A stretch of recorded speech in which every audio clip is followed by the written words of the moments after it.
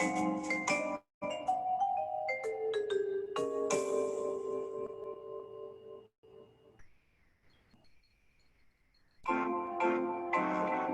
I think that was a nice little ending there to jump in on.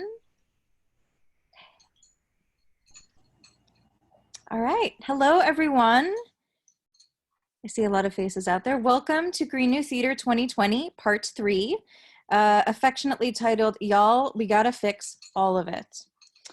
This session is being co-facilitated by Groundwater Arts in partnership with HowlRound and First Peoples Fund. Many, many thanks.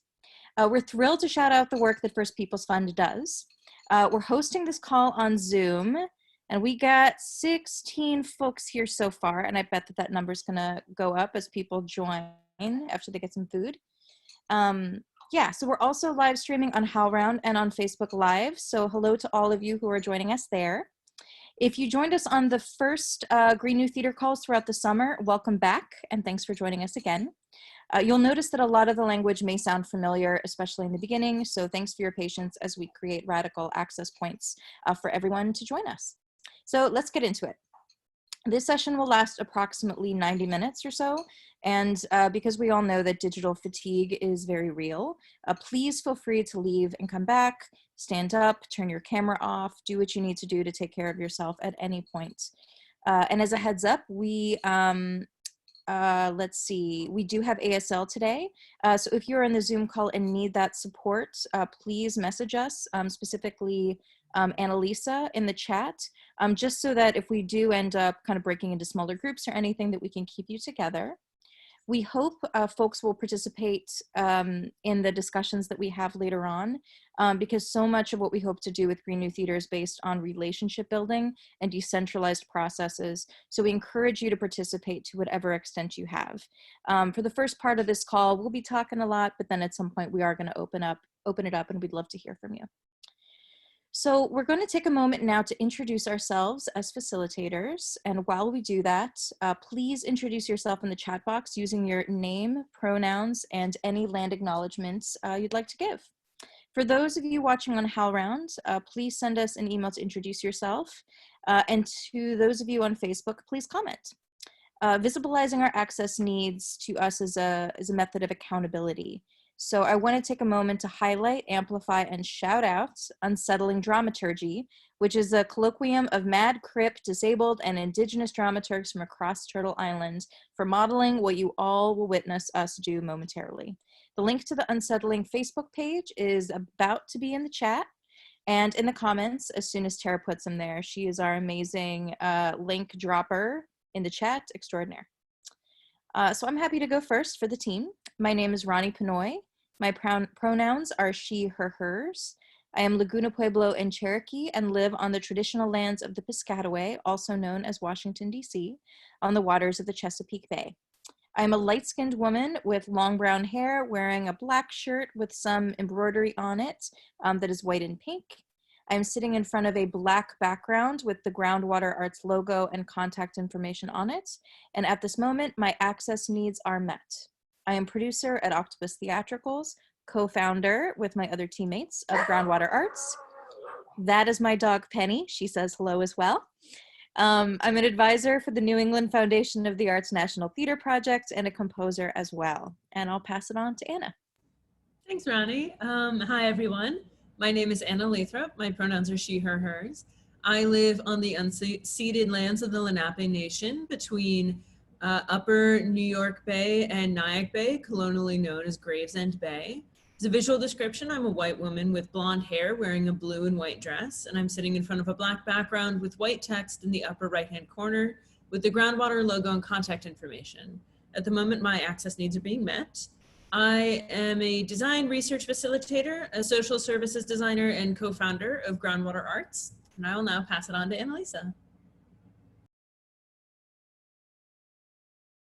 Who can never find the unmute button. Hi, everyone. My name is Annalisa. My name is Annalisa Diaz. I use the pronoun she, her, and I'm calling from the traditional lands of Piscataway Nation, colonially known as Baltimore, Maryland, by the waters of the Chesapeake Bay. These lands have also been cared for by the Susquehannock, Lumbee, and many indigenous nations who are still here today. As a visual description, I'm a brown-skinned woman with long black hair.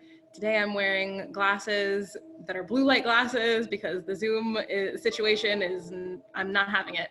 I'm sitting in front of a black background with the Groundwater Arts logo and contact information on it. At the moment, my access needs are met. I'm the Director of Artistic Partnerships and Innovation at Baltimore Center Stage, co-founder of Groundwater Arts, and also an independent theater maker. I'll pass it over to Tara now. Yeah, Mado, he's Jay, Tara Cho Chief Kudos. So hello everyone, my name is Tara Moses. I am a citizen of the Seminole Nation of Oklahoma. I am also Muskogee Creek. I use she, her pronouns, and I am calling from the Muskogee Creek Reservation in the site of the 1921 burning of Blackwell Street. These lands are colonially known as Tulsa, Oklahoma, and I am just about 1 mile away from the Arkansas River. My access needs are that I will need extra time to respond as my attention is split in multiple areas because I'm monitoring the Facebook and the email. Also, today has been a day, so we a little slow over here, but that's all right. Other than that, my access needs are met. My visual description is that I have brown skin. I have very long, very dark hair that's pulled back today in a ponytail. And I have on my bright red glasses because again, it's been a day. And I am sitting in front of a virtual black background that is black and it has the Groundwater Arts logo. For those who may not be able to see it as it is pretty small, it says Groundwater Arts on Facebook, groundwaterarts@gmail.com, and then hashtag Green New Theater. So I am the artistic director of Tila Tulsa, co-founder of Groundwater Arts, a director and a playwright. And so for everyone who is not with us on the Zoom account, but tuning in on HowlRound or Facebook, you can participate by commenting on the Facebook Live. You can email us at groundwaterarts@gmail.com. That's all one word, and I will drop that email into the boxes and on the Facebook. And so I'll be monitoring those channels, dropping all the links that we share here, also there. And then I will also be vocalizing what y'all share on the Facebook or through email. And if you are unable to get on Facebook and view it on HowlRound and you want the link shared, please email us and I'll send them to you. And then tomorrow on our Facebook post, we'll have a lovely Google Doc with all the links we talked about today. Great. Anna. All right. Zoom, the platform that we are using today and many, many days, is headquartered in what is now called San Jose, California, on the traditional lands of the Ohlone and Timian peoples. We acknowledge the lands Zoom resides on because the work we create together on a digital platform does not exist in an ether or in an imaginary void, but is made possible because of physical land and the indigenous people who steward it. Finding the unmute button myself too. Groundwater Arts is an artist collaborative working together to reimagine the field through a climate justice lens. We do this through many different kinds of projects, and we're here today to talk about our key project right now, Green New Theater. Green New Theater is a movement building tool that outlines ideas, strategies, and principles that will help individual artists and arts institutions working in the American theater change how they work in order to adapt in the face of the climate crisis. You can find the full document on our website at groundwaterarts.com, which Tara already dropped in the chat. Yes, the document consists of 6 principles. They are community accountability, decolonized leadership practices, publicly transparent budgeting, right relationship to land and history, sustainable resources, oh, that's what we're talking about today, and immediate divestment from fossil fuels. This call is the third in a series of 6 calls that will span 9 months. As those of you who have joined us for more than one call already know, the calls are intentionally spaced out so that everyone has the ability to opt in and opt out as their personal bandwidth permits. And because deep change requires the capaciousness of time and care. We hope that over the course of these calls, we as a field will feel more equipped to move toward justice, both at an individual and institutional levels as we look to rebuild. The Green New Theater document itself was created in collaboration with a wide array of perspectives that center Black, Indigenous, people of color, and disabled people as those are the folks who are on the front lines of climate change and have been leading climate justice movements for decades. The document itself models community accountability, and you can read all the names of the wonderful, wonderful people who volunteered their time and expertise to the document. Each call will model a different principle of the Green New Theater, and our call today will be centered on the third principle, sustainable resources. We'll post a full link to the document in the chat now. It's already there. Already there. So for today's call, we are super proud, myself especially, to partner with First Peoples Fund. So what they do a lot of things. They are magical, wonderful people. But what they like at the core of their work is investing in Native artists and cultural bearers. And one of the wonderful ways they do that is through their fellowships. And so applications are open right now for the 2021 Artists in Business Leadership Fellowship and the Cultural Capital Fellowship. So I am a 2020 Cultural Capital Fellow, very excited about that. And what I really love about First Peoples Fund and how they are investing in individual artists who create work in myriads of mediums is that whenever we're talking about sustainability, right, we're also talking about not just resources, but also being sustainable as a person, as a human, having those access to resources, to support, to funding, to bandwidth, to tax knowledge, like what are taxes? That's good to know. And right, and all of these resources play into sustainability. So not to give too much away about our conversation coming up forward, but First Peoples Fund does that by investing in people and giving us the ability to create sustainable work, as lots of natives we've been doing since the sun's been in the sky. But also to have that support that is well-rounded and holistic. And so through these fellowships, First Peoples Fund partners with Native artists and cultural bearers, strengthens business skills, ensuring that art, culture, and ancestral knowledge will continue to be passed from one generation to the next. Like I can go on and on and on. I am their biggest fan. But what I'm going to drop into their website is their fellowships. And so if you are a Native person and very interested, please check it out. The deadline to apply is August 31st at 5 p.m. Mountain Time, 6 p.m. Central, 7 p.m. Eastern. Also, I want to take a brief moment to shout out once again the Lakota land protectors who are demanding their land back and sovereignty over the sacred Black Hills, and we are demanding that is being recognized. So continue to shout out, amplify. Awesome. Thank you so much, First Peoples Fund. I can't thank you enough. And with that, I'm going to hand it over back to Ronnie. So when we were working on this call and thinking about the structure of it, we found ourselves having robust conversations about sustainability, frameworks, the anti-Indigenous ideas that plague a many sustainability conversation. So our plan for today is that we're going to have a more free-formed conversation, which is a different structure than we've had in previous calls for those who are tuning back in. This conversation portion will last about 25 minutes or so. We will try to speak at a speed that our captioners and interpreters can catch up with. I'm clocking myself because I talk so fast, sorry. But if we are speaking too quickly, please let me know, us know.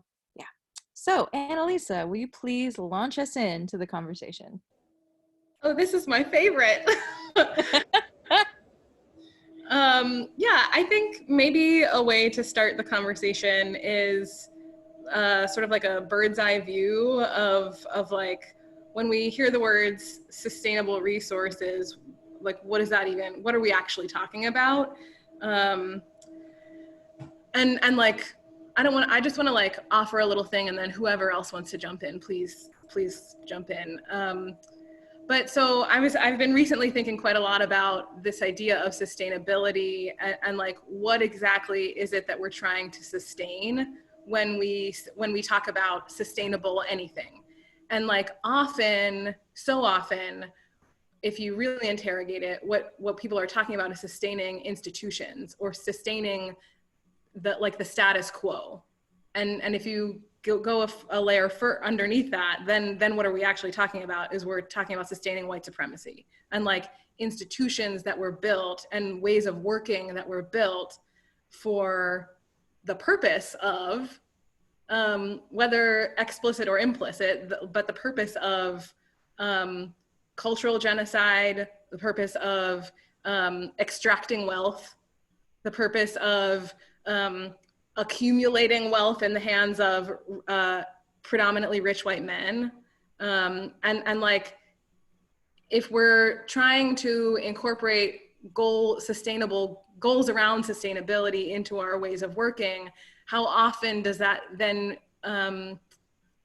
sort of like implicitly become language of sustaining white supremacy? And like, what are the ways that we can trouble that even on this call where like one of our core principles of the Green New Theater is sustainable resources? So how do we even trouble that language? Yeah, and I think when we our thinking about sustainability has evolved since we wrote this document almost, what, 2 years ago? And, you know, at that point, sustainable resources, even then we were thinking of sustainability as more than environmental and material sustainability, right? Which is a very narrow lens, but a very common one. But now I think that our thinking has sort of evolved towards a need of regeneration versus sustainability, which in the zine, which Tara has already dropped the link to because she's lightning fast, they talk about the need to move from extraction to regeneration. So that's a great question, is what are we sustaining and why? And are these things that we even want to sustain? I would argue that right now, if we're looking only environmentally, only at the status of the planet, right? Taking this very, very narrow, tiny part, we can't actually sustain anything that we're doing right now. And if we were to stop all extraction and all of the bad things, that's still actually not, the planet cannot sustain people at that level. So we have to regenerate. We have to heal the planet and ourselves. Yeah, and I think what that brings up for me so much is this notion of the planet and humans being not the same thing, because our environment and our world includes humans and includes us on it. So we can't kind of say, oh, this is human needs and this is the needs of, you know, the planet writ large, and we have to save the water, save the planet. It's like, no, we need to take a holistic view. And I find that so often with the sustainability conversation, it's either very narrowly on greening a process that has to do with stuff, and not thinking about and you know, I feel like where I kind of tend to pop off is around institutions, but it's true of individuals as well. It really connects with another one of our Green New Theater principles, community accountability, because if you're an institution and you're thinking about sustainability, you can't just be thinking about the sustainability of your organization. You have to be thinking about the sustainability of the planet through the lens of your organization, sustainability of the humans that you are accountable to as part of that organization. So if you're accountable to a community, it means that you're thinking about the sustainability of that community that you're part of, hopefully. So yeah, I think that so many of these things are woven into each other, and yet when we see that language, sustainable resources, we think about, okay, great, how can I recycle something rather than buy plywood right out of the gate? Which, yes, that is a thing that should be considered. Like, of course, no more plastic water bottles backstage. Yes, of course, that is also important. But it's I think it's part of the white supremacy capitalistic machine that no one wants you to look deeper than that, right? It's, yeah, of course, think about greening your processes, but you know, we're preserving a kind of status quo by not demanding that our larger structures hold that commitment to sustainability as well. So the question then that comes up for me is, okay, so what does that mean exactly? What does that mean, prioritizing like sustainability within like people and not just physical material things? Well, there's lots of things to do. Number one is land back. Let's give the land back. So 80% of all biodiversity on this planet is located within indigenous peoples' lands. However, only a quarter to about 20% of that is actually controlled by indigenous people. And so I love that statistic for multiple reasons, because it just illustrates how much what keeps our planet like living is being stewarded by human hands, and by specifically indigenous people's hands. And then, but also how that has a direct correlation to like the undermining of sovereignty of indigenous people not being able to have control over their lands, and what they, and by proxy, of course, the biodiversity, and then also translating that to marginalized communities from the front lines. Like I like to look at like the New Orleans area, and how there are so many Black activists there on the front lines who are stewarding that land and that water, but again, are being denied the ability to oh my God, the word just left me. I told you all it was today. Anyway, but being denied the ability to actually care for lands as it needs to do, because again, we're stuck in this white supremacist culture, like capitalistic structure. And so give land back. That's a wonderful way. Let's get rid of this wilderness myth. That's another way, because whenever we talk about, like, I think about like the Amazonian rainforest as an example.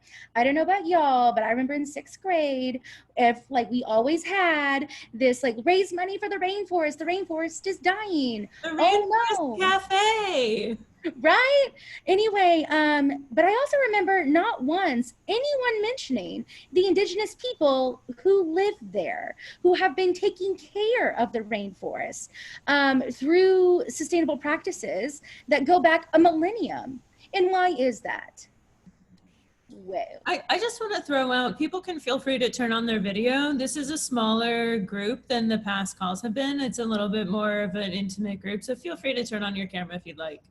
Of course, internet bandwidth is also reality, so there's that. No, I think, Terry,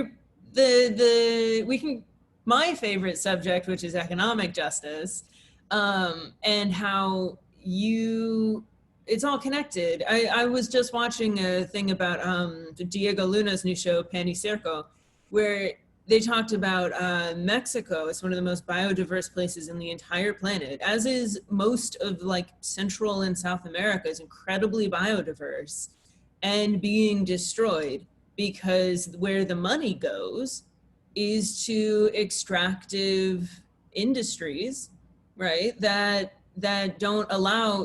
ask for mono farming, that ask for, I mean, even the drug trade is using indigenous land to grow poppies. I mean, and to bring it a little bit back to theater, I guess, if we have to, you know, things like wealth redistribution within your institution. Pay people a living wage, pay your interns, pay your fellows. No one should be making 5,000% more than the intern. I mean, that's there. I don't understand how we think that there can be a regenerative theatrical ecosystem when the wealth, when the wealth is as inequitably distributed as it is in the entire United States of America. And who are the people at the top in the majority of our theater institutions? White men. Who are the people who have the most money in the United States of America? I think it's white men. I don't know, maybe there's a pattern here. Call me crazy. I want to tease out something that Tara and Ronnie were getting at, and Tara sort of like glossed over this idea of the myth of the wilderness, because she like always assumes that people just know what that is, which like I know it shocks me too sometimes when I'm like, wait, people don't, oh right, people don't know. The myth of the wilderness, for those for whom this might be the first or even second time that you're hearing it, just to tease out what that's referring to, is this notion that like any land is a wilderness, and so therefore is like uninhabited by humans or untouched by humans. Virgin forest is like another sort of way of talking about this kind of thing.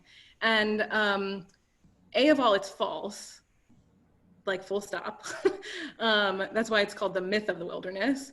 And B of all, it's used as a tool for colonization. It has been for 500 years used as this mythology of any land being a wilderness, is a tool to justify taking over land, because it was like, the idea is that the land is there to be conquered by the white man.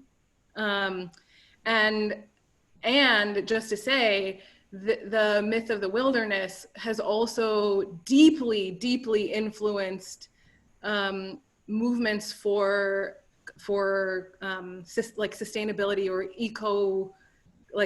conservation ideology. So things like Henry David Thoreau and all of his friends sort of talking about like the national parks and the landscapes of the United States being in need of conservation or in need of preservation. And if you just do some basic Googling and look at the sort of federal legislation and that was put into place, and that like is still today being contested at national parks and national monuments like Bears Ears. But like the founding of the national park system, which was in many ways about conservation of natural environment, in the founding of it was also the dispossession of Native peoples and like the forced removal of Native peoples from their homelands. So that's like deeply why the history of the conservation movement has been so troubled and so, I mean, frankly, genocidal. And like now the question about like, to Tara's point earlier, that 80%, what was the statistic, Tara? 80% of the biodiversity is is like controlled by is within like native lands, within native people, but only about 20 to 25% of those lands are actually controlled and managed by those indigenous people. Right, so thank you. And I'm just trying to tease that out for folks to make the link very explicit, that the strategy of give the land back is like scientifically proven to be a strategy not only for you know, saving the planet and saving its ability to take care of us as we take care of it. Oh my God, my brain just went in 7 directions at the same time. I think I feel like I've said enough though. Well, I think also you see a lot of that language in theaters. There's a lot of language about going into communities that are underserved or unserved. There's this manifest destiny, white man's burden that you see in a lot of this language of, oh, we're going to go and we're going to save these poor people by bringing them the theater, and ignoring the fact that, one, they probably already have their own performance rituals that don't involve you, and 2, they don't necessarily need what you're bringing them. But this language is so encoded in white supremacy and which has encoded into our institutions, that we don't connect them half the time. Yeah, and so it kind of feels like we're always, to give a theater reference, I guess, 6 degrees of separation away from decolonization again. Because just in the way that, you know, Anna was saying that theaters, you know, kind of take on this, well, we somehow have this thing that we need to be kind of given this, not Maleficent. Wow, Disney just kind of went right in my head. In this, you know, oh, I'm going to give this to all of you. It's the same thing with, you know, first world and developing countries. It's the same as settlers and indigenous people. It's that same dynamic. And you just see it playing over and over and over again. And this is just another way that we're seeing it. And so, you know, if we're going to be really, if we're going to say the word sustainable and resources, we have to actually decolonize those words to actually get at, okay, so what does it actually mean to build sustainability, and what are the resources that we're talking about? Because no, it's not this pure virgin myth of the wilderness. It's everything from land to people to sky to time And maybe this is a great segue for Tara to talk about time as a relative.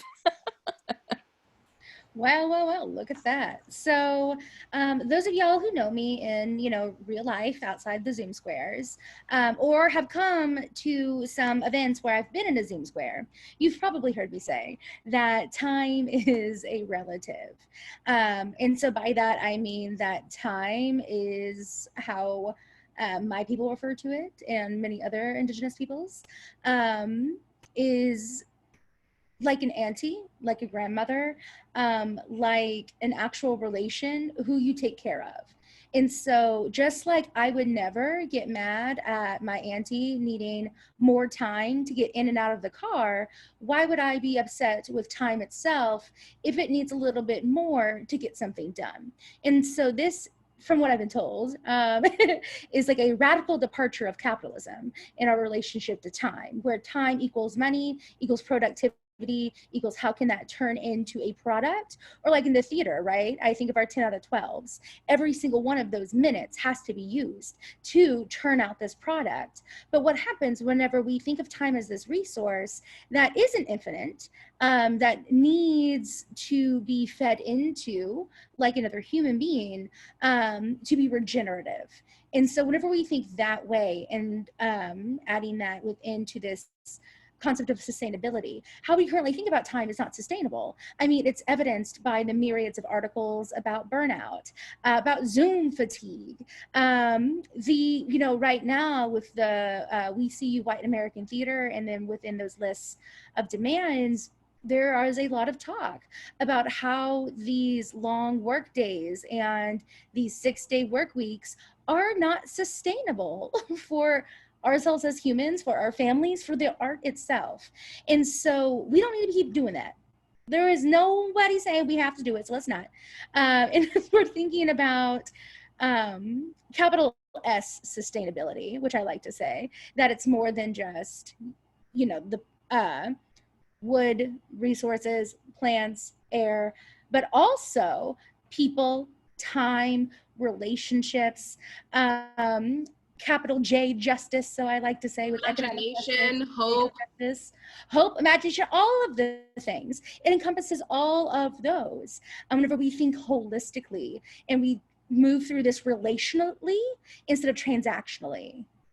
But yeah, and so I was going to also add on to something that Anna said earlier, and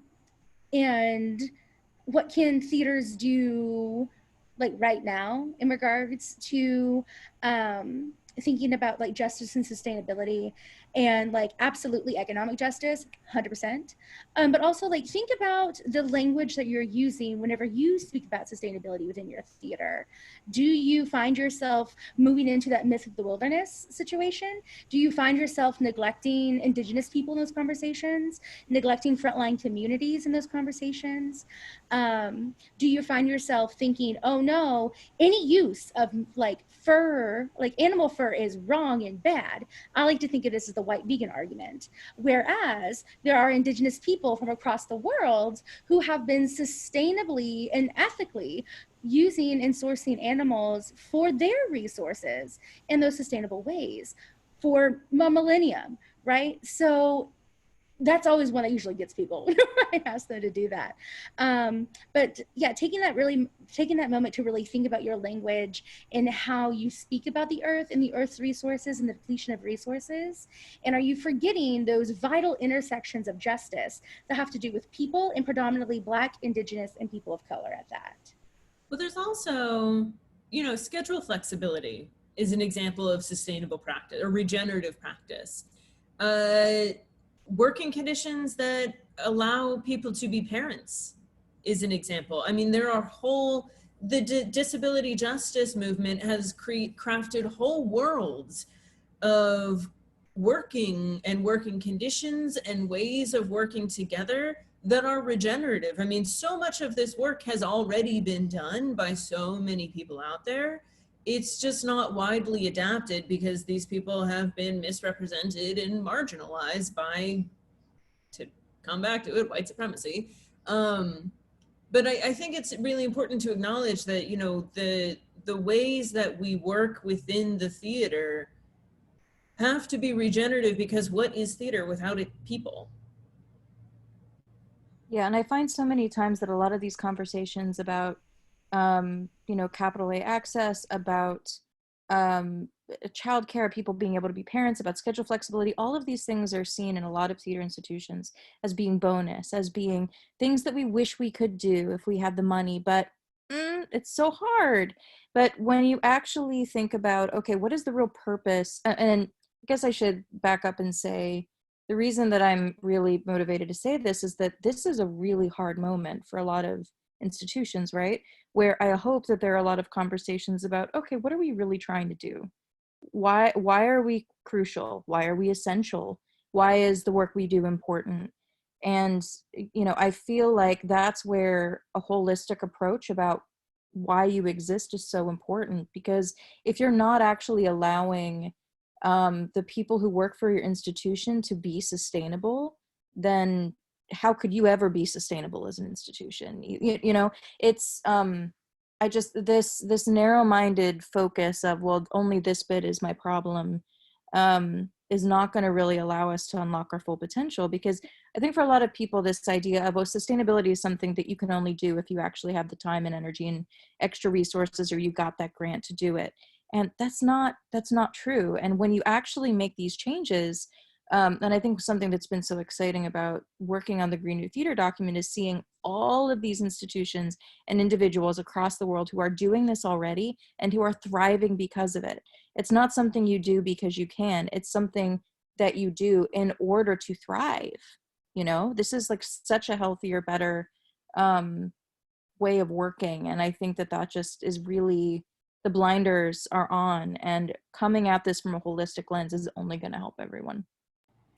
So that's also another thing is that moving your theater, whether that's your individual practice or your institution, towards a just future, towards sustainability, towards capital S sustainability, does not have to be a very scary journey or embarkment, because people have already done this work. And I find that very comforting, that there are myriads of experts, of Indigenous people, of Black people, of disabled people who've been doing this work and creating theater in ways that are regenerative, not just sustainable.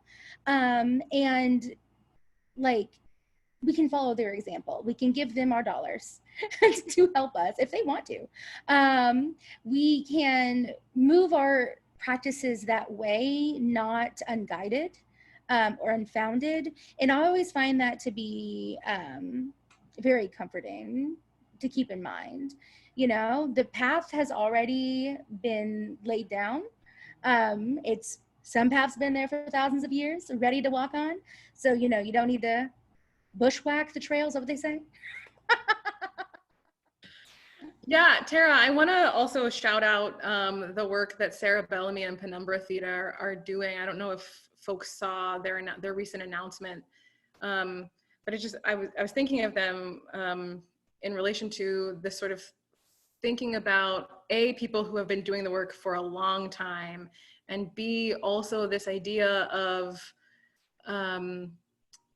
imagination as a resource, and how capitalism and colonialism work to dampen imagination.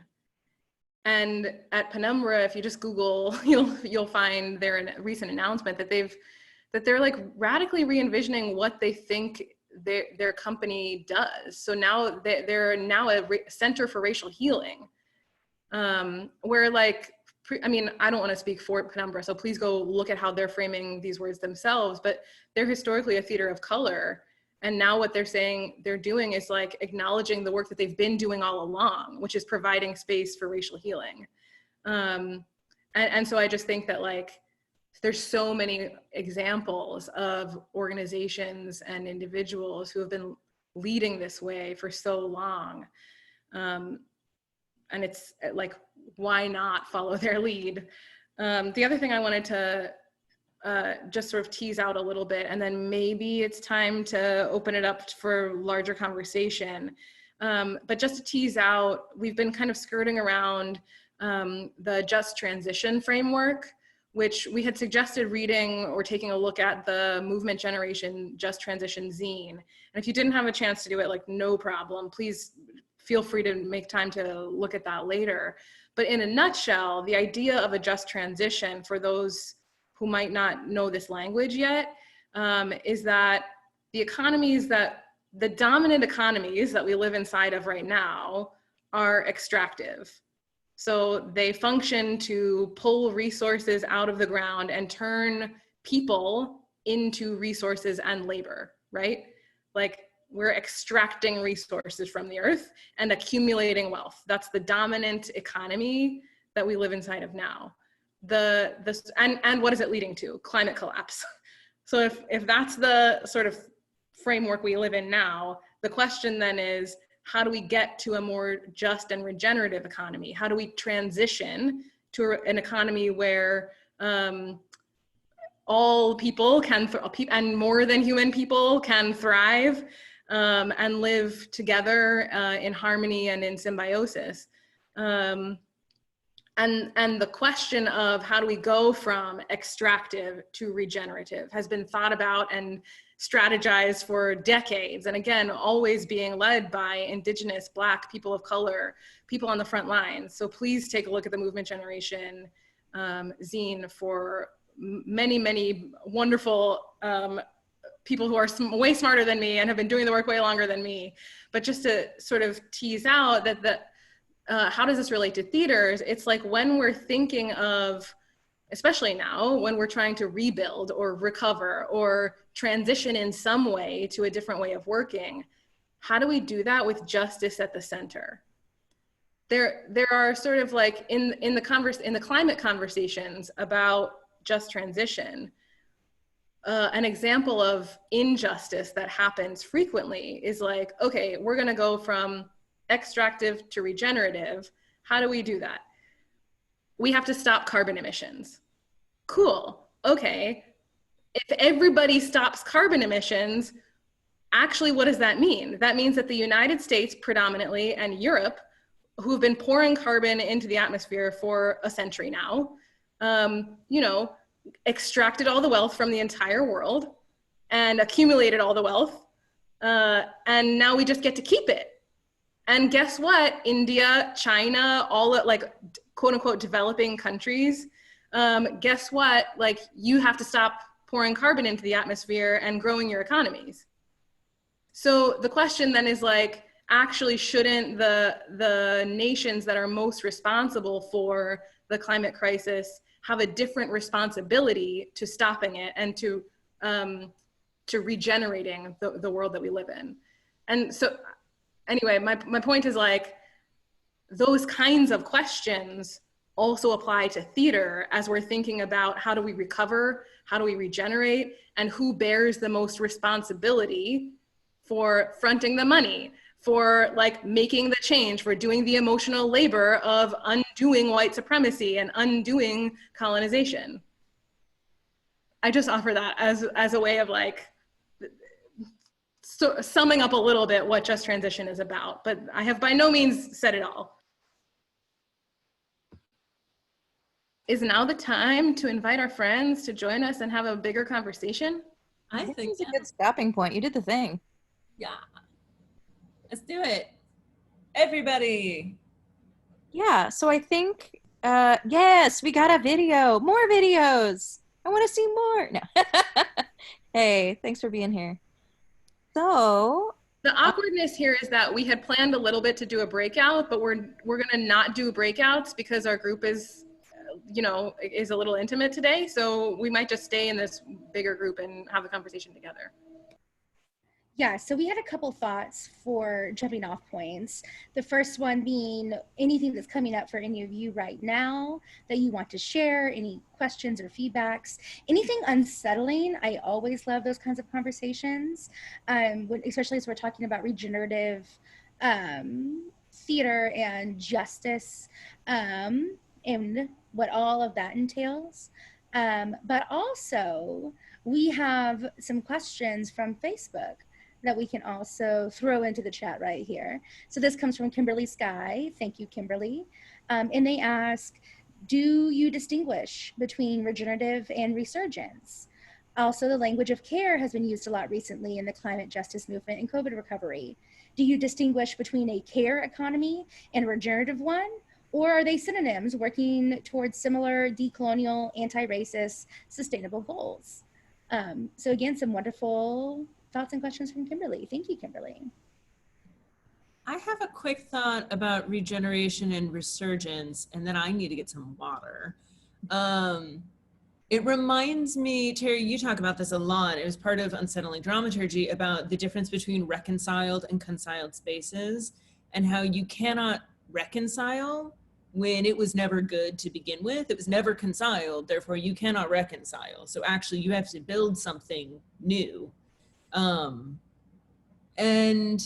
the regenerative and resurgent, I think it's not true that no one has been doing regenerative economic, regenerative resource practices. That's not true at all. I think actually what we're saying is that there are a lot of people who have been doing it for a really long time. But I do think on a globalized, if we're gonna maintain a globalized economy and a globalized production, the idea of I think cannot be a resurgence because I don't think it existed in the first place. I think globalization is a natural offshoot of industrialization and capitalism, because the whole reason why you outsource your labor to the other side of the world is because they don't have labor protection and it's cheaper. So I think for me that that part of the frame has to be transitioned to become regenerative, because I don't think it has something else. It's not growing from something it can return to, I think. But I'm gonna grab some water. I was just gonna mention again, because I'm a fangirl of Movement Generation, if you Google their course correction series that they just did this summer and have a moment to go back and listen to some of those, I think they also may be putting out resources on course correction, but they talk in some of those about systems of bioregional governance. So I was just going to trouble a little bit of what Anna was saying about an assumption, like if we're going to stay in a globalized economy, then this, that, and the other thing. And I'm like, but are we? Like, maybe we're not. Maybe we do not need to stay in a globalized economy. And a different way of thinking about how economies could work, as suggested by Movement Generation and many other people, is this idea of bioregional governance.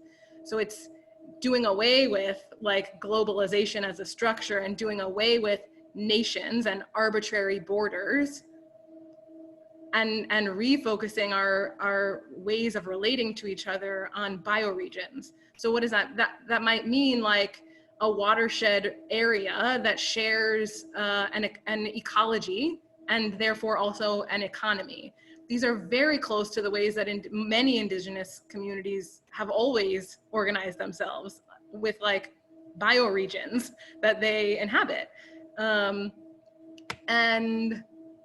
that's all I want to say. I've been talking too much, and I want to hear from other people. Yeah, and what I was just going to offer in terms of the conversation is that I think it's a small enough group. Please just hop in. But if you feel like you're having trouble kind of finding your way into the conversation, please message me or use the raise hand function, and I can interrupt and kind of get you a spot to come in. So please, if someone wants to start us off, that'd be great. Sarah, can you also drop that language into the actually, I can do it. Why did I ask you? Never mind. Yeah. Hi there, I'm Michael Francis. I work with Ronnie at Octopus Theatricals, and I'm business manager for Fiasco Theater. I think that what I have come up against in the past week, specifically in a function of Octopus Theatricals that facilitates fiscal sponsorship and support for organizations, is that when I use terminology specific to sustainability and EDI, I get baffled responses from people. Mm-hmm. And I want to educate people. And I have BIPOC members of my team part of it, but there seems to be, and the only way I can say it is a branding conflict between terminology and people's acceptance of terminology. And like, I've been fine with words because I think words are things, but you come up against people that are confronted by words in a way that is so antagonistic that you spend 30 minutes just getting around a word. And I can't believe that I've been confronted by this as much just in this last 2 weeks after a huge racial justice reform movement, but it's something I'm coming up against, so. Can I just check for my own understanding of what you said? Are you saying, I think I might have like spaced for a moment, so I apologize. Are you saying that you're coming up against like a perceived conflict between ED&I stuff and sustainability stuff as though they're separate? No, the weirder thing is like, I think fundamentally these organizations understand EDI, sustainability, but then you say terminology to them.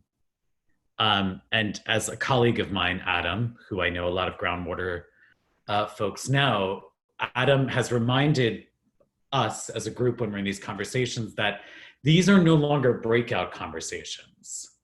These are conversations that are organic to the general operational structure of any brick and mortar company, organization or movement.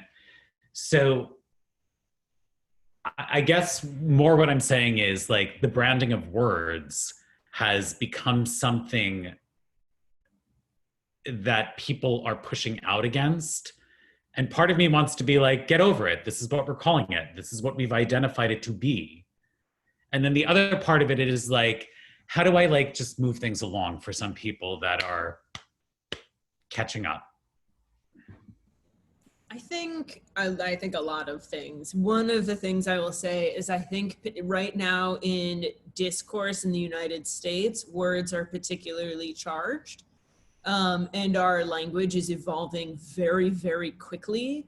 And I think a lot of people have come to realize that a lot of our language is perhaps rooted in interlocking systems of oppression that we didn't realize, and so we actually have to go back to our vocabulary. I mean, even when we were discussing this call, we were like, is it sustainable?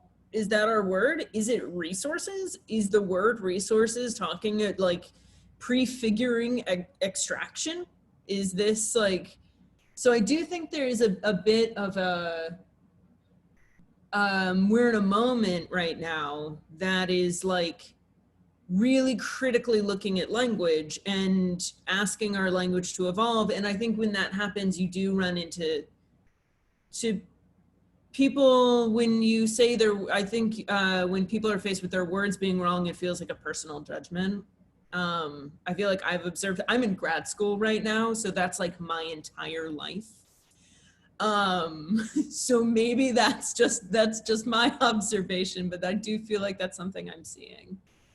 Yeah, and for me, I think a lot of it is people are at different points on their work of actually bringing, so like putting words aside for a second, there's a way of operating and being with each other that you could look at and you could say, oh, that's actually decentralized. Oh, that's decolonized leadership. Oh, that's publicly transparent budgeting. Oh, they actually are really thinking smartly about sustainability and regenerative practices.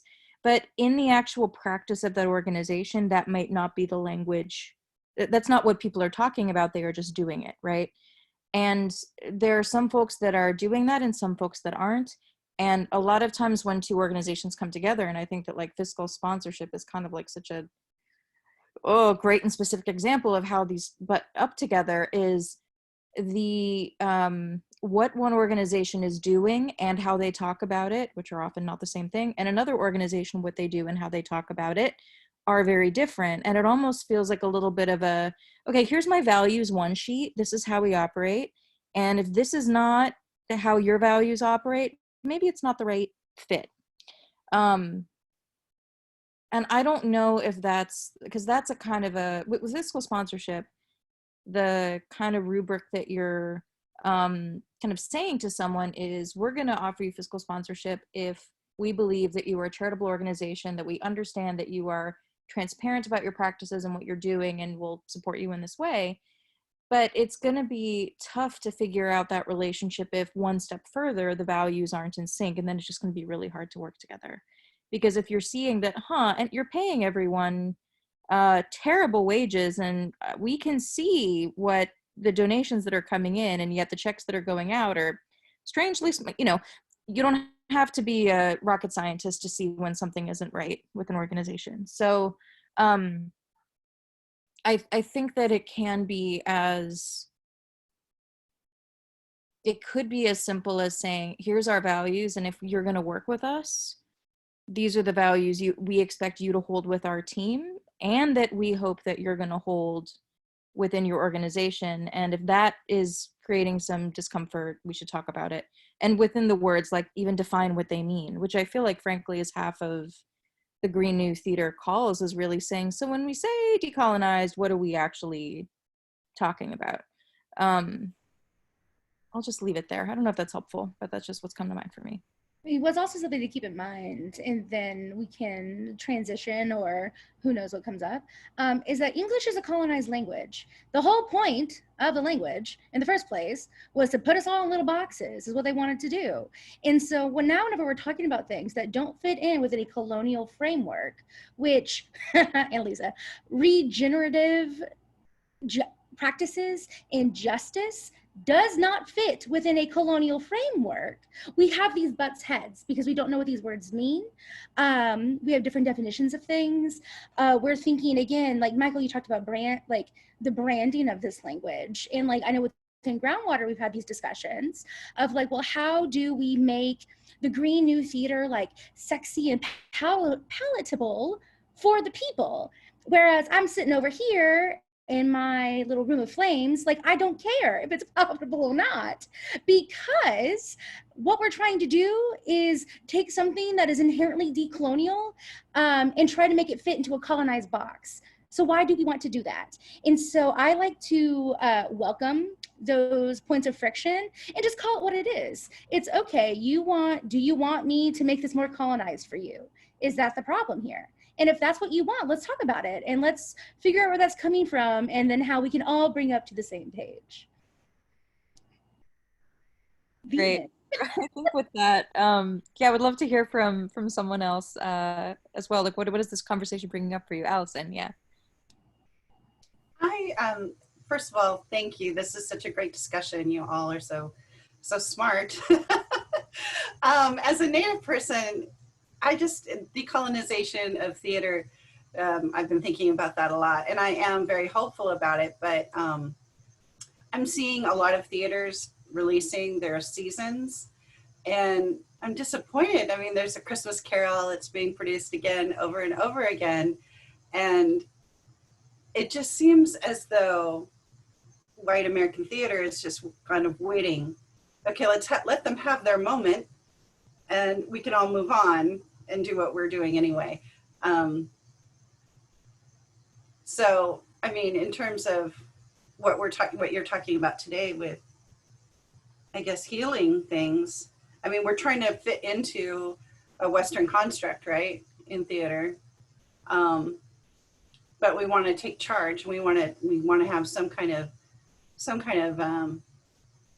voice in it too.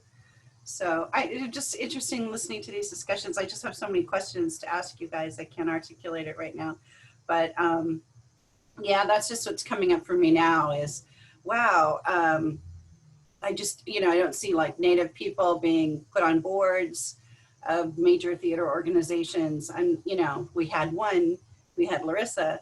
It's like, we should have 2 or 3 on every major theatrical board in my mind. To make up for what's been happening. So I'll just leave that there. I just want to throw out also, if anyone has not everyone likes Zoom discussions, and some people formulate their thoughts after, you feel free to send us an email with your thoughts or your questions, because this is all amazing. Yeah, and also using the chat as well is also great. Yeah, I was just gonna say, Allison, that I'm internally nodding and shouting. I'm just trying to kind of fit in the box.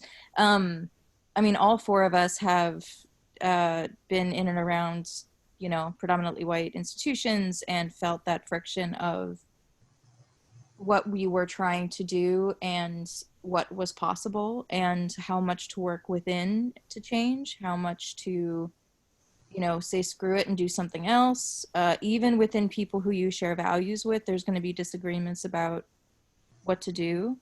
But it's, you know, I find a lot of healing energy in finding a few people who, oh, okay, great. So you see the same thing I see. We have, you know, there's so many, I think I've just been so heartened with this crew of people at Groundwater to see just how many people are thinking about this and working on this. And it's just a matter of numbers and time and doing that push. But it's, yeah, it's hard, and that friction is real. Yeah. Yeah, Julie. Hi, everyone. I just wanted to say something I've been thinking about a lot today is scarcity and abundance, and that operating from an abundance mindset can be a lot more fruitful. But I also think about, and how many people and organizations see scarcity where there is none. But at the same time, this is a moment of scarcity for the theater world in some respects. It's much harder to bring in income for shows and new expenses and, you know, all of that. So there's the opportunity of having more time and space to reflect, but then there's just actually less money coming in the door. So I don't know, I guess I've just been turning around, how do we take the first few steps forward, the first baby step? And what does abundance look like in this moment? And not just emotional abundance, but also actual abundance. I know very few people who still have their jobs. So, you know, thinking expansively and creatively about compensation is nice. And also, how, you know, what do I do? Federal unemployment is gone and my theater is not going to help me. So anyway, that's a bunch of stuff. There we go. Yeah. No, and I would love to weigh in on the real kind of pain. And I mean, this moment right now has just frozen so much activity, exactly, and just made it so that live theater, the way that we've known it, can't happen. And all of the structures that have been set in place, for good or for bad, are not operating, and money is not coming in the door in the same way. I think that when you're talking about an institutional level, I think it's different than on an individual level, right? So like something I've been really heartened by that's been happening in this moment is the way that people are pivoting, not always because you want to pivot, right? But because this is part of this moment. But partnership with different art forms that aren't as strongly affected, like film, or with organizations that have a mission that are, how can I say this, that are less affected by this, either in the corporate world or there are nonprofits that are operating differently, and thinking about, okay, how can partnering with this organization for like advance both of us. I think that there's been so much, I've seen a lot of great work happening from turning around to those around you and finding ways to make something and to turn that into income for families, on an individual level. On an institutional level, I often think that there's knowing a lot of the kind of 990s of a lot of institutions. There's a lot of different forms of wealth that are tied up in different ways that I don't mean to sound callous and insensitive to the plight of institutions right now, because that is very real. And I know a lot of leaders of those organizations who are really struggling. I will say that I know that there are choices, right? And that I think that there's I've seen leaders who really show their stripes when times are hard, you know, and I think you have values when you follow those values even when shit gets hard. Arguably, that's what leadership is. But we don't have to get into, or we can't get into that. I don't know. All I want to say is that I was on the phone to someone from Seattle Rep, and she said that they've basically turned into a community service organization because they're donating labor, they're donating their building to community partners who are delivering meals and things like that. And it's really changed how they see themselves within their communities, because now in this moment, they can't produce theater, but they do still have things to offer. I'm also curious to turn to this conversation in the chat. I think that there's something really inherent in the 501. Can I interrupt before we get to that and just offer Julie, I don't know if I heard this in what you were saying, but, and I don't know where, like what community geographically you're located in, but if you are like having real needs, you might look into like mutual aid networks that are in your geographic region. Because often, to make this point again, like disability justice, movements for racial justice have been doing this work because the systems are not set up for us. And the systems are working just the way they're designed to. And so it's, you know, no shock that in a pandemic, the many of the dominant responses were like, well, just fire everyone. You know, like preserve the institutions, forget the people. But I just wanted to say, like, offer that maybe if you like do some Googling of mutual aid networks that are probably already in existence in your community, that might be a place to turn to. Thank you. I'm in the Bay, and I don't know if anybody else is in the Bay Area. It seemed like folks were mostly in Midwest and East Coast, but I'm happy to drop some links that I know of in the chat in case that's useful to anyone. Can I just quickly, I'm sorry, I'm just gonna, as far as, I don't know organizations that are 501c3s or LLCs or LLPs, but what I will say is that regardless if you're on the East Coast, Central, Pacific, what I have found with the two organizations that I run, which is Octopus Theatricals and then another 501c3, is that local banks are being incredibly responsive to you right now. I was with Chase for my 501c3 Fiasco Theater, and with Octopus Theatricals, which is for profit, but also has a fiscal sponsorship wing, we're with Bank of Princeton. Now, the thing is, I do have a relationship with Bank of Princeton, but I started an account for Fiasco that's based in Brooklyn with Bank of Princeton because they processed PPP immediately.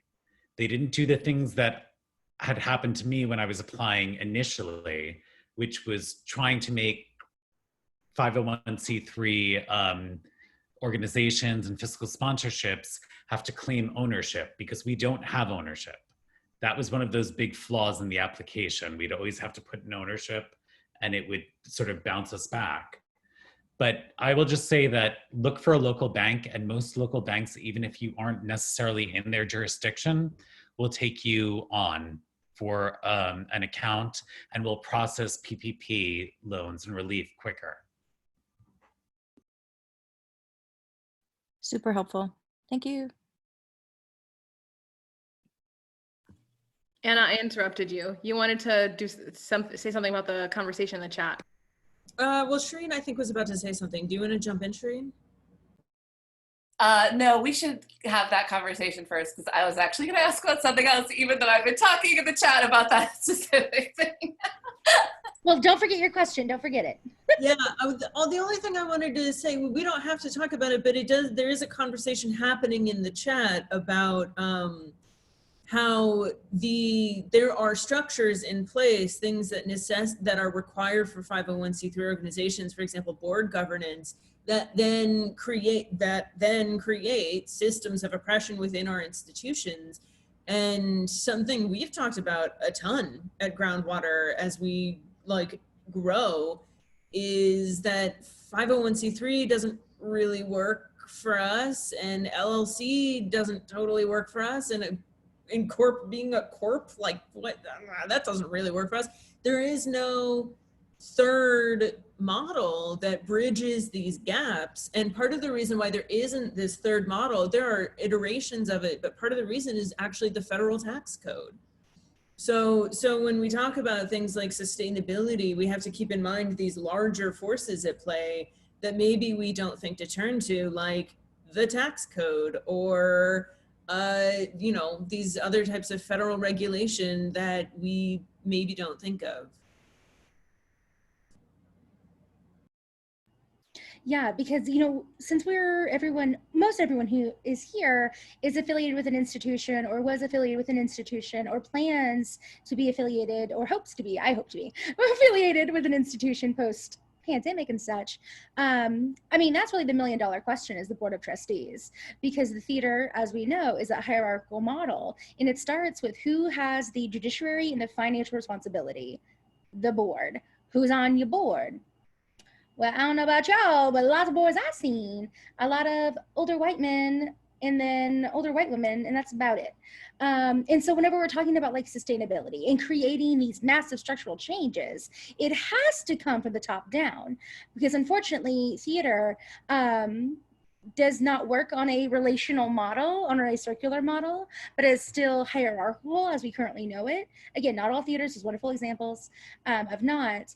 And so a question that I pose, not a question, I guess a challenge to pose for artistic leaders and for those who are embedded within institutions, is what qualifies as someone as a good like board fit whenever you're trying to do these massive structural changes. And I know, right, because we're like so often, myself included, like stuck in that scarcity mindset. It's, oh no, we definitely need the COO of AT&T on our board because they give us lots of money. We have to. But there's so many examples that we don't have, like we don't have to do that. We don't have to continue to center the money, but we can center like capital R resources. What can an individual give to an organization that can help move us forward into our goals? And so as an example, there's a nonprofit here in Oklahoma, and they work with individuals who are unhoused. And so on their board, it's a board of 17. They have 3 people who have been and or are currently unhoused individuals, because who are the best individuals to move that organization towards justice? People who live within and experience what they're trying to do. And that also takes out that white saviorism issue, which that's a whole nother Zoom topic for a whole nother day in the nonprofits. Or Allison, you know, dropped into the chat about being with the Smithsonian's National Museum of the American Indian. And Allison, I don't know if you want to talk about that briefly at all. Yeah, sure. I'm pretty unlikely candidate for that board, I thought. I'm not a wealthy individual, you know, from a business or banking or law background. Usually you find those types of people, right, on our corporate background on those types of boards. But my friend was a tribal leader. She still is a tribal leader from San Manuel. And she invited me to be considered on that board, because it's very important to the leadership of that museum that they have a Native voice on their board. So we have, we do, much of our work is in repatriation, which is helping facilitate the transfer of sacred remains and sometimes actually, you know, people's bones and our relatives, our ancestors back to the appropriate tribe where they originated from. And anything from the curation of objects, our educational programs, there has to be a Native person, there has to be Native voices involved in those decisions. So that's what I do. We don't get paid for it. We get our travel paid for when we have our meetings, but we're not compensated for our time. I consider it an honor to serve on something like that, because I feel it's a very important thing to have. I think going back to the discussion with the foundations, if a foundation, when they give to an organization, they can actually specify, you know, in their grant application, you know, your board must consist of, you know, this amount of BIPOC folks, you know, in order for us to consider your application. They can do that. I think that kind of change will help. But that's the way we function at NMAI. I'm not sure about the African American Museum. I know they have a lot of folks on that board as well. We're also trying to move, well, we age off our board. We only serve for 6 years. So we're also trying to get other Native folks on all these other boards. The Smithsonian, as you know, is a huge institution. So we're trying to get our folks on, you know, the Folk Art Museum, the American History Museum, all these museums. So that's kind of what it is in a nutshell. Yeah, but I think the core that we've all been talking about is the system itself, like the nonprofit system itself, is broken. It ain't working. And it hasn't been. It's not regenerative, it's not centered on justice, and it's very colonial. So like whenever we have these conversations and we hit those walls of frustration, it's like, yes, let's diversify our boards. That's definitely an access point.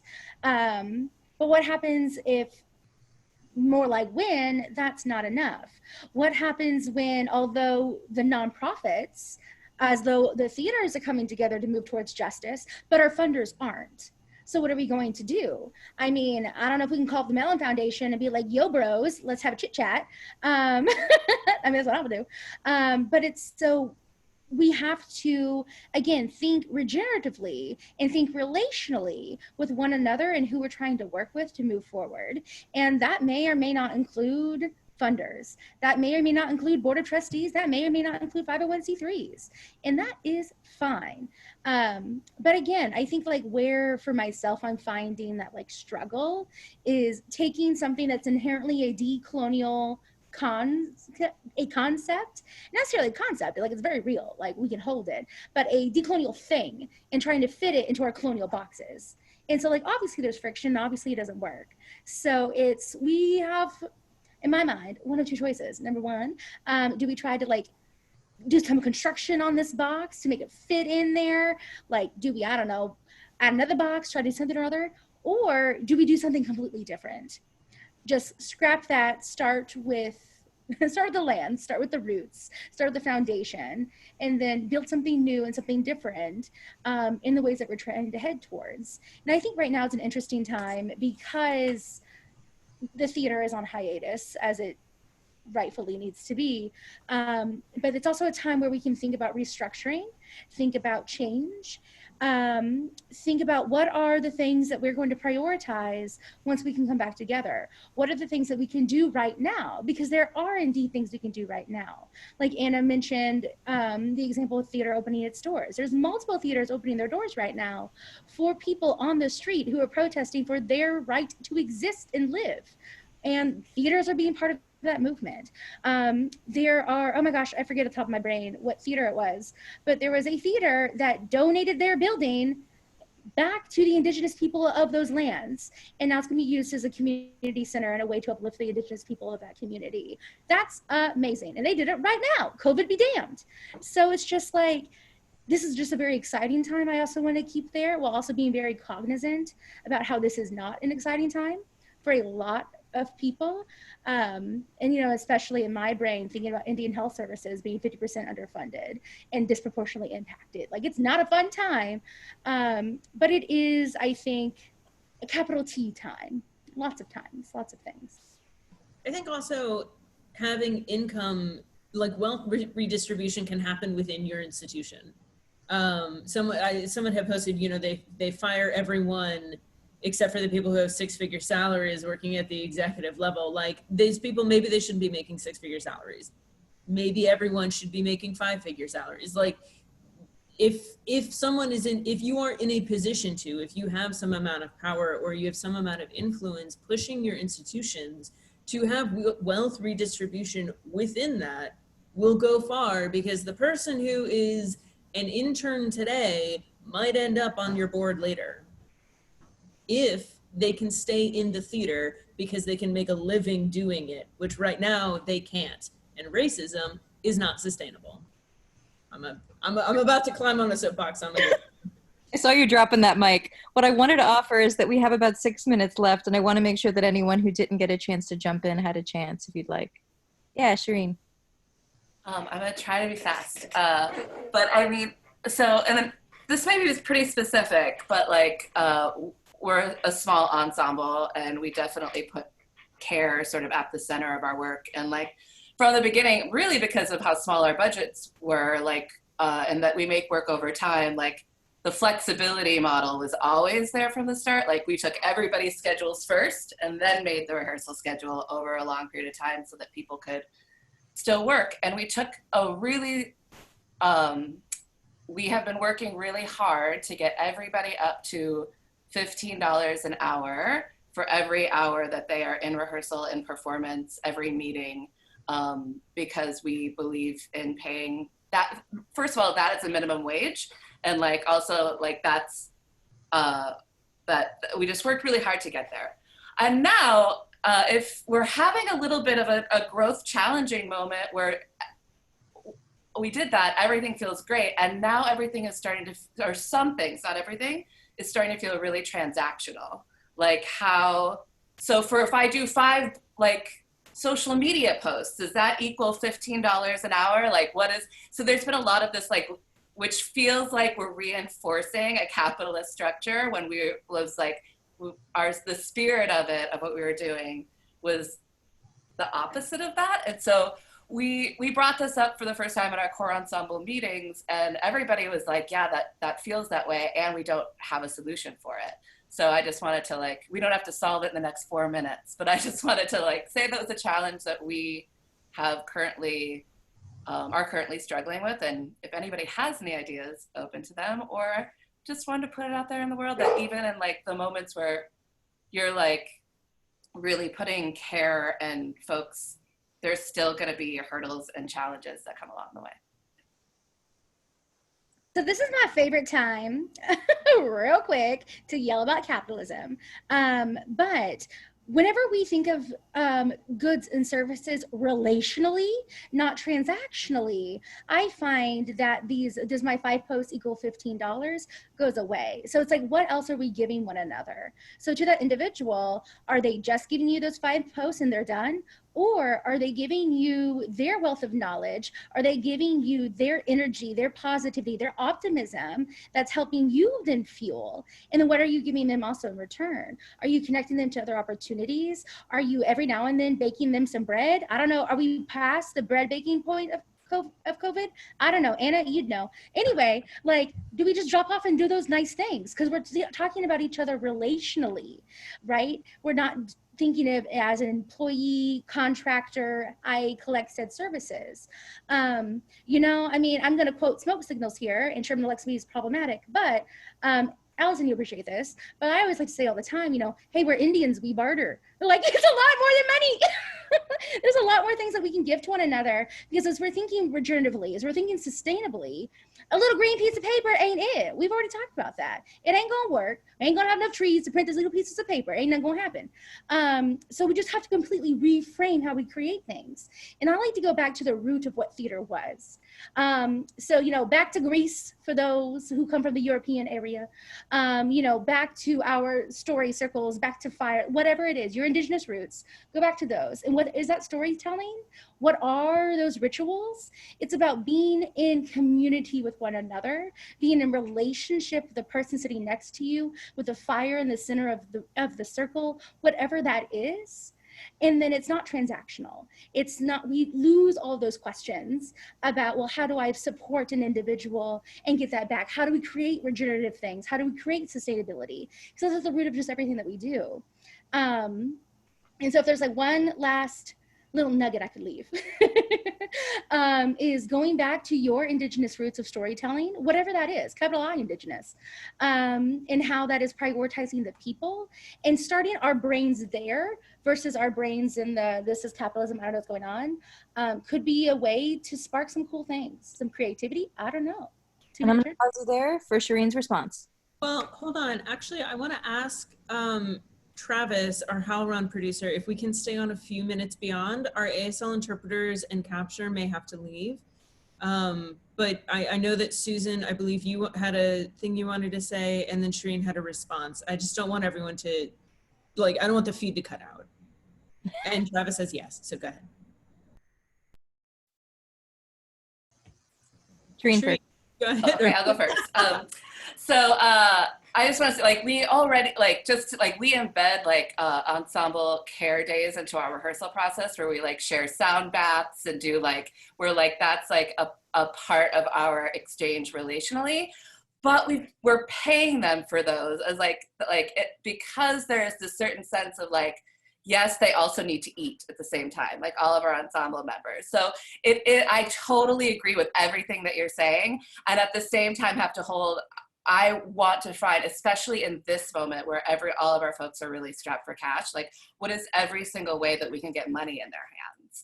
And so like, that's the like tension that we're constantly, because I do think we have a very strong relational practice in our ensemble, but at the same time, I know that like, okay, we have this project budget and I'm going to change some of this rehearsal money into like money that I can use to pay them to like do a yoga class for everybody or do a sound bath for everybody. But it's still that like, here's that transaction now. So I just wanted to like add that level that like, there's still a tension there, even if there's like really strong relational practice happening.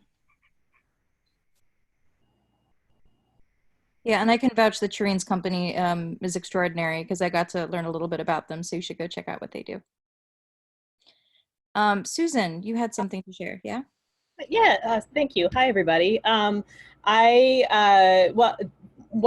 This has been so great. Thank you so much. So many things to think about. My brain is just on fire in a good way. But I typed into the chat a second ago something that just came back into my mind, Tara, what you were talking about, is that I once had a student, and it was in like a gen ed class, it was a non-major, and we were talking about the origins of theater, and she raised her hand kind of timidly, and then she was like, so theater is enacting what we believe. And I was like, yeah, that's the whole thing. I was like, do you mind if I use that forever? And she's like, yeah, go ahead. So shout out to that student whose name I don't remember because it was many years ago. But I also, I was something that Annalisa said a while back about bioregional systems? Was that the word for it?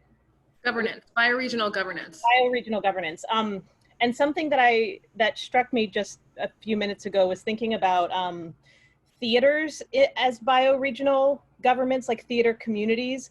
Something that I've really been contemplating and wrestling with, and realizing that I've really been wrestling with it my whole career, is that the hierarchy within each theater, very white supremacist, but then the hierarchy of the whole system of theater that leads us all to New York as like this capital, golden capital of theater, and that every other theater that you work with is a stepping stone to become famous in New York. And that that bothers me, and it never really appealed to me, and so most of my work doesn't reflect that, but it's something that I feel like this is a good moment to think about dismantling that larger system. And I think it's wonderful to be able to connect nationally with theaters around the country, but to think about bioregional governance for theater as in theater communities, so that we're not all literally stepping on each other to get to this one place. So that was coming through my mind. But I also wanted to shout out about time, because I've been thinking about that a lot lately. And just that, like, Rebecca Solnit wrote this great book, River of Shadows, and she talks about time, being on time was a construct, like time zones were created for the railroads. So our whole system of being on time was for capitalism and for railroads. And so it doesn't make colonization. Like, it's about the railroads colonizing the American West. Exactly. Like, and so all the local time got wiped, like even for white people just living their lives, like no more local time. Everybody had to get rid of it. So you don't have time, it's construct. Wait, shout out to Arizona, because they said, fuck your time zones, we're not doing it. So. And that one corner of Indiana also. I will say all of these discussions we've been having about money will be continued in our next call on publicly transparent budgeting. in which we will talk about money and rant, and it'll be great. So with that, Groundwater team, we okay if I wrap this sucker up? All right. So beautiful. Thank you all for taking the time and making space to be with us and each other today. A big thank you to our friends at HowlRound. Thank you, Travis, for staying late, and at First People's Fund for your support during this third chapter of Green New Theater 2020. Huge thanks to our ASL interpreters and our captioner for today, also for staying late. It has taken an entire village to make this series happen, as you can see. We already mentioned that this is the third chapter of a series of Green New Theater calls, and we'd really appreciate feedback from y'all. Our goal with these calls is to create low stress, generative space for relationship building and connection across the field about what a Green New Theater could look like. So if you have a moment to email us at groundwaterarts@gmail.com with any feedback on the format of this session, what worked for you, what didn't, what you think we could do better, or what you'd love to experience in a future Green New Theater call. So the fourth chapter of Green New Theater 2020 will take place in late September or early October. We will be talking, as Anna mentioned, about publicly transparent budgeting, and we will be partnering with Flux Theater and Creating New Futures. So if you'd like to stay in touch with us, you can email us, join the Groundwater Arts Slack at groundwaterarts.slack.com, or follow us on Facebook. And lastly, we'd like to leave you with one final quote by Edward Galeano. Did I say that right? Okay. Highlighted in Movement Generation's Just Transition zine. Quote, "The rights of human beings and the rights of nature are two names of the same dignity." Thank you all and have a wonderful evening, and thank you so much for an awesome discussion.